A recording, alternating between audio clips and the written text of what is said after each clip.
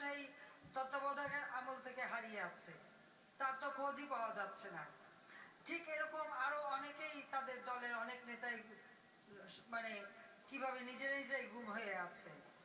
এখন উনি হরিশ্চন্দ্রের মতো কোথাও লুকিয়ে আছে কিনা সেটাই বা কে জানে, বা বিরোধী দলের নেত্রী তাকে নির্দেশ দিয়েছে কিনা যে তুমি লুকিয়ে থাকো।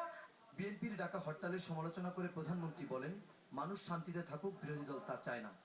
এখন তিনি আবার হঠাৎ নিজের দলের একজন গুম হয়ে গেছে বলে জ্বালাও পোড়াও ভাঙ্গো ধরো এটা করো সেটা করো মারো কাটো এই সমস্ত হুকুম দিয়ে বেড়াচ্ছেন, হরতাল ডাকছেন। এখন ইস্যু তৈরি করবার জন্য উনি আবার নতুন কি খেলায় মেতেছেন সেটা উনি ভালো জানেন, কারণ সারাক্ষণই তো একটা নতুন নতুন খেলা নিয়ে উনি ব্যস্ত থাকেন।